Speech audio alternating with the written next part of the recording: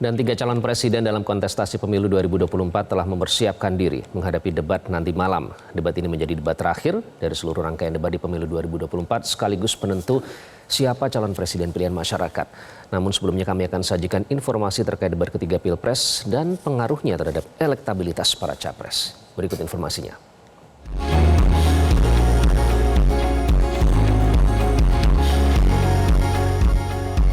Rangkaian debat Pilpres 2024 telah sampai pada puncaknya.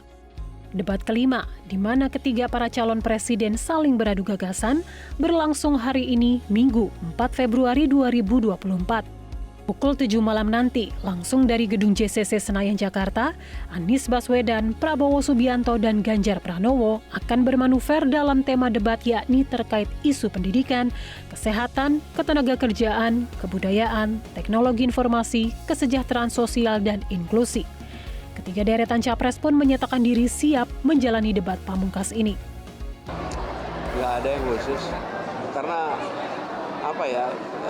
kan debat itu pertanyaannya kita tidak tahu.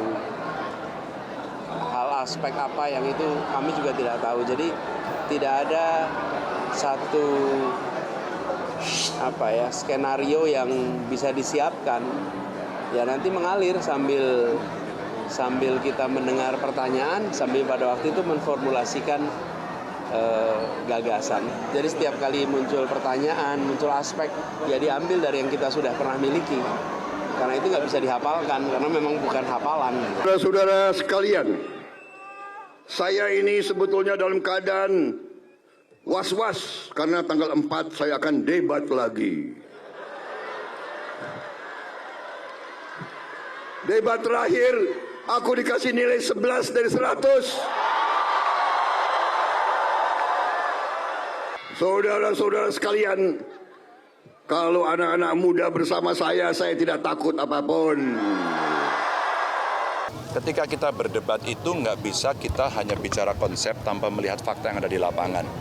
Ya sesuai tema ya, karena kita akan bicara pendidikan, kesejahteraan rakyat, ada tenaga kerja, terus kemudian teknologi informasi yang saya kira ini saling mendukung, termasuk kebudayaan.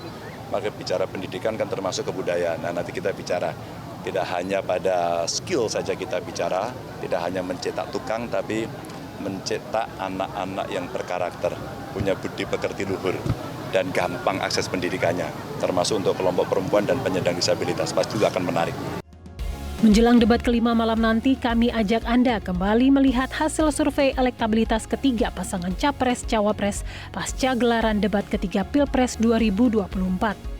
Dari hasil survei 5 lembaga survei, pasangan nomor urut 2 menduduki posisi teratas. Sementara elektabilitas pasangan calon nomor urut 1 dan nomor urut 3 terpantau saling bersaing merebut suara.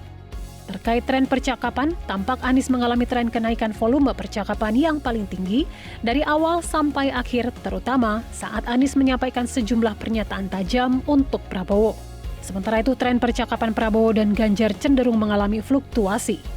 Debat kelima Pilpres 2024 akan menjadi penilaian terakhir bagi masyarakat untuk menilai siapa calon presiden yang memiliki gagasan terbaik selama masa kepemimpinannya di periode 2024 hingga 2029.